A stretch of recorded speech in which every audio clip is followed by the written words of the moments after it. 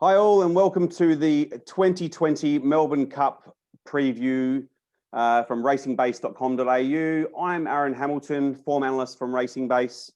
I'm going to try and dissect this year's runners from the Melbourne Cup. And I'm joined by Daryl Carter, form expert in the UK for gg.co.uk. And Daryl's going to jump in and give us a hand dissecting the form of some of these Europeans. So Daryl, welcome. How are you, mate? Thank you very much for having me. Yeah, I'm really well. Excited for the Melbourne Cup. I think the more European runners that are coming over add a different dimension to the race, and I can't wait to get started. Yes, look, with the whole COVID thing, we were wondering if we were even going to get internationals this year. I thought there might have just been an Aussie race, but looking good flavour. I think we've got plenty of internationals back, many that contested the race last year or previous years. But a couple that we haven't seen. So we need your help looking at those runners and seeing who rates the best out of them. I'll do my best. Okay, so what advice can you give us, Daryl? Who looks the dangers to you, or is there a few that you're worried about, or one that stands out in particular? I mean, I don't think it's actually the strongest team that the Europeans have brought over. I think last year's race was perhaps had a little bit more depth. I think it's probably best just to start the time off at the head of the market by Galileo. He won a maiden over 2,011 metres by half a length, beating a horse called Dawn Patrol and Order of Australia. He then went on to finish second in the Irish Derby. He was beaten ahead that day by a horse called Santiago. I think the form of that is a little bit dubious. Dawn Patrol and Order of Australia, who finished behind him in his maiden, actually went and finished behind him in that Irish Derby. Now, only two horses out of that Irish Derby went out to win next time, and that was Tiger Moth and the horse that placed 13th. Santiago went out next time, the winner. He was put in his place readily by Stradivarius, who is one of the Europeans' top staying flat horses. He was absolutely no match for him. Then there was a horse that finished just in front of Santiago called Naif Road. That horse ties in with quite a few of these European runners or the Irish runners and gives a nice collateral form line, if you like. And that horse, Naif Road, wouldn't even really be considered for a race of this nature. Tiger Moth then went on to win well in a Group 3. It was a weak enough Group 3. But, you know, for one that's so short in the betting market, I think he's around $8 on the Australian market. He's got a lot to prove for me. He's unproven at the trip. He's unproven travelling. I don't think his form is entirely as strong as a lot of people will have you think it is. I know Kerry McAvoy is a fantastic jockey for a race of this nature. He was obviously very keen to get the ride, ringing up Aidan O'Brien. But I do think a few others of the European raiders have achieved a little bit more. The likes of Sir Dragonet, his former stablemate. I think a lot of people probably feel that he didn't achieve what he was quite capable of achieving over on the UK shores. He went on favourite for the Epsom Derby over 2,014 metres when he was beaten by Anthony Van Dyke. Now, there was 3/4 of a length separating the front five in that race that day. So Anthony Van Dyke and Sir Dragonet, they really do tie in together. But Sir Dragonet, for me, his best form or the conditions that he really wanted were 2,414 metres on soft ground. And he got that when winning the Cox Plate in his first start over in Australia. So I think he may have been overhyped a little bit in terms of this new distance for him. He was beaten in the English St Ledger, which is over 2,816 metres. He stayed on one pace that day, and he didn't really look like the step up and trip really suited him. Again, he himself was behind a horse called Naif Road. So there's that horse there that ties quite a few of these in together. But I think the top of the market for me at the moment with the European horses looks a little bit weak. Yeah, you mentioned Sir Dragonet on the soft ground. His form does read that way, and at Moonee Valley, he got things his own way. The heavens opened up, and they got plenty of rain at the Valley before the Cox Plate, which did look to suit him and not so much Armoury. We're looking at maybe a good 3, a good 4 on Melbourne Cup Day, so that might work against Sir Dragonet. Yeah, I would say yes. I think he's always wanted deep ground, and the trip has to be a question mark. Maybe the trip might help him on the quicker ground as such. But I'm not overly convinced. I would love to see Dragonet win it. I was a big fan of this horse when he was in the UK. I was absolutely gutted when he got sold abroad. But he is definitely a talent, that's for sure. And I don't think we've seen his full potential just yet. But whether conditions for this race in particular are gonna be in his favour, I'm not convinced. Okay, interesting to get a read from you on Dashing Willoughby. He was terrible in the Caulfield Cup, our lead up. He led up. He was the first horse beaten. On that performance, there's no way he can win the Melbourne Cup. But surely that performance doesn't define him. He's got to be a lot better than being beaten on the turn and dropping out to a distant last. Surely. Yeah, I mean, I wouldn't take that form literally. I think you could just probably put a line through that. The one thing you would slightly worry about though is the travelling over. I mean, he hasn't really travelled well. Even when he went to France, he was well beaten. That would just slightly concern me. And his form does tie in with a couple of the other runners here, the likes of Anthony Van Dyke, etc. So Dragonet, again, all through a horse called Naif Road, ironically, and Stratum Albion he ties in with. So, I mean, yes, don't take that run. I think first run in Australia as literal. I think put a line through that, perhaps give him another chance. But his form and what he's done is probably not strong enough to beat a few of the other European horses in this race as it stands.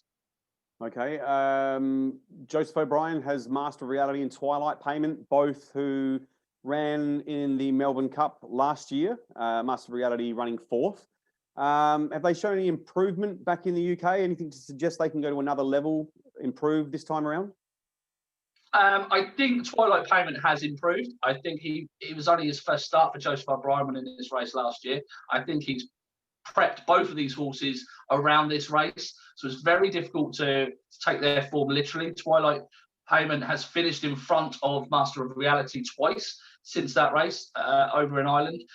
However, Master of Reality has been very much held up around 15, 16 lengths off of Twilight Payment, who's been making the running, and it's almost just sort of been a schooling run or a prep run, always leading up to this race. I think in terms of last year's race, I think Master of Reality was hoping Twilight Payment would carry him a little bit further into the straight. I think Master of Reality may have hit the front too soon there. He started to wander around once he hit the front. Frankie Dettori had to switch his stick and try and straighten the horse up. And I think that may have cost him the race in the end. But I think Master of Reality has been geared all the way around this race. He comes here on the back of a very, very good run in the UK. And I think Joseph O'Brien is a very, very good target trainer.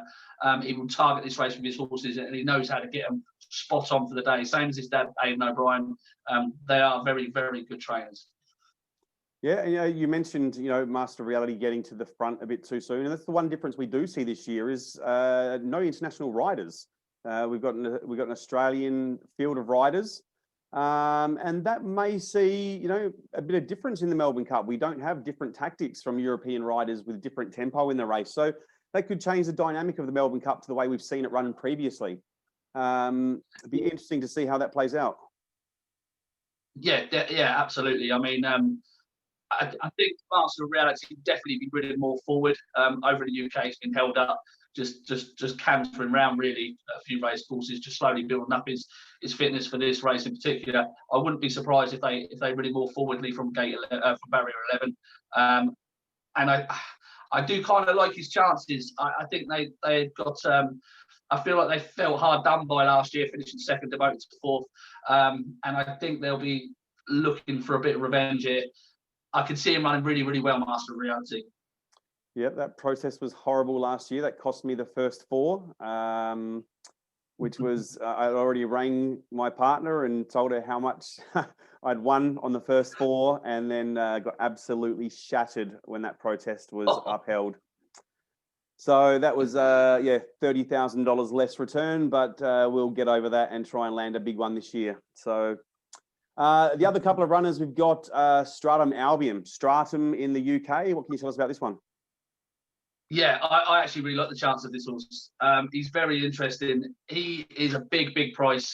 He's a Cesarewitch winner, which is a major valuable handicap over here in the UK.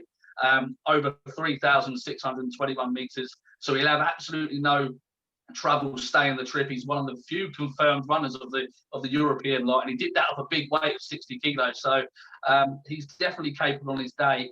He's been a bit in and out since then. He's had 2 runs on the flat and he's had 3 runs over hurdles. He's a dual-purpose horse, and I think he's peaking just for this particular race. Willie Mullins, as we know over here in the UK, whenever he looks to target these big flat staying handicaps or these big flat group races, he's very, very good at doing it. His latest effort came at York in a Group 2 before going over to Australia.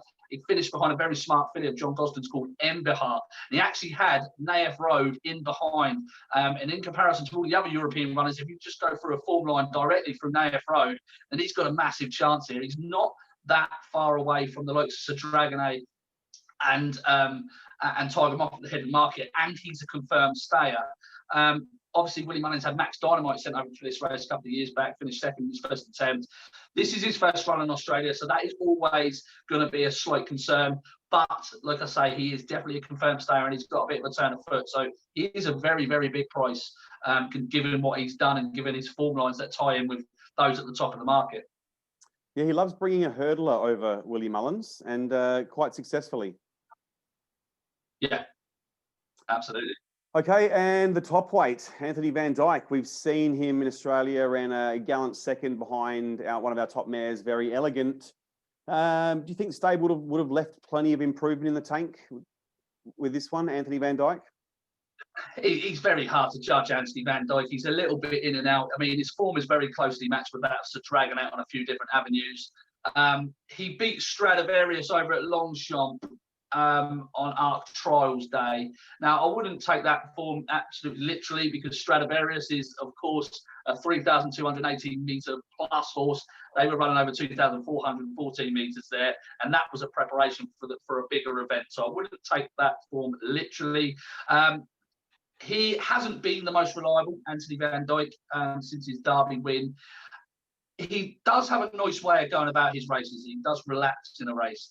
This trip is obviously an unknown, but you do get the feeling when you watch him run that it may well suit him. I thought he was well held by Very Elegant in the Caulfield Cup. I thought, if anything, Very Elegant would appreciate the step up more than Anthony Van Dyke. But I can see him running well into a place. I mean, he's favourite on some of our markets for this race. I mean, the top of this market just looks like you're taking quite a few chances for the price you'll get with some of these European horses. I think there's more value outside of the top of the market, like with the likes of Stratum Albion or Master of Reality. You know, that experience of the race last year. I think that could be invaluable to some of these horses. Yeah, look, the weight's the main factor for me. Obviously, he's top weight. I think he has to become the first horse in about 50 years to carry that sort of weight and win. That's obviously a query. And look, with weights, over here I use a rough scale, which is sort of every half a kilo or every pound equals about a length over 3,200 metres. How much emphasis do you guys place on form and weight and form and staying races in the UK? Is it a big form factor for you?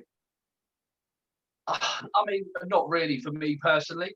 I'm sure others do take it into account. I normally play in terms of if it needs to be a significant amount to me. And for me personally, in my betting, that would be £7 and upwards. I'm not sure what that converted into kilos is at the minute, but it would have to be significant.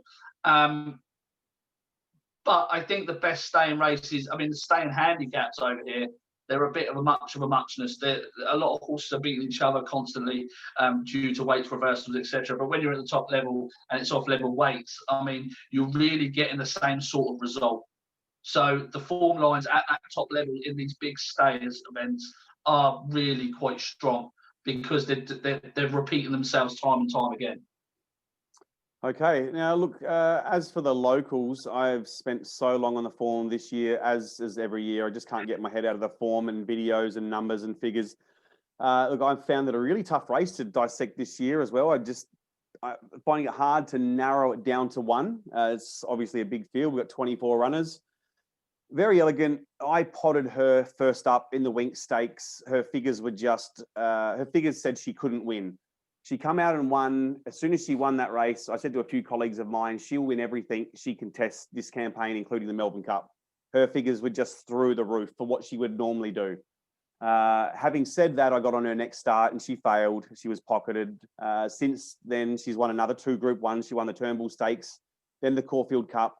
The Caulfield Cup, she over-raced for the first, this is 2,400 metre race. She over-raced until there was about 1,000 metres to go. So first 1,400, she just pulled her head off, as she can do sometimes. That'll just take enough out of any horse to see them finish last. She just fought on, kept coming. And watching her replay, I love the way you can see her turn her head to the inside and look at the horse that was in front and go, I'm going to nail you. It was the chosen one.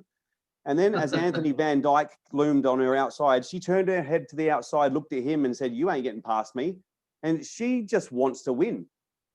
She is a gutsy mare, and that will to win will take her a long way here. Like, obviously, I don't want to see her over race in a Melbourne Cup because that could be her undoing. But if she gets back and settles a bit in this race, I could see her producing one of the best performances we've seen in the Cup and just, you know, really giving them a hiding if she settles. But that's a big if. So look, I'm really keen on Very Elegant. If you watched the race last year, you would have seen Surprise Baby absolutely flying home in what was a slowly run race. I think around the quickest sectionals of the day, which, you know, when you're in a 3,200 metre race, that's saying something to run the fastest last 200 of the entire day. So look, he's following a very similar prep to last year. He's in with a massive chance, Surprise Baby. Craig Williams, who was on Vow and Declare, who was my pick last year, who got up and won. Williams jumps off, and you know he's been keen to ride Surprise Baby, so that's a big indication that he thinks it's the horse to beat as well. Prince of Arran, I thought his run in the Caulfield Cup was arguably the best run. He settled out last and really caught the eye hitting the line. I thought it was probably his best run that he's had in Australia, and that's a big call considering he's ran 3rd and 2nd in 2 Melbourne Cups. Look, those 3 I really, really like. And then one I've ended up settling on. I've settled on a $41 chance in the race, which is right down the bottom, Persan. The figures this horse has produced are phenomenal. He's improving each and every time. He's raced at Flemington 5 times for 4 wins and a second. So he loves Flemington. He loves the fight, this horse. And I look at his figures. 3 starts ago, he won at Caulfield over 2,400.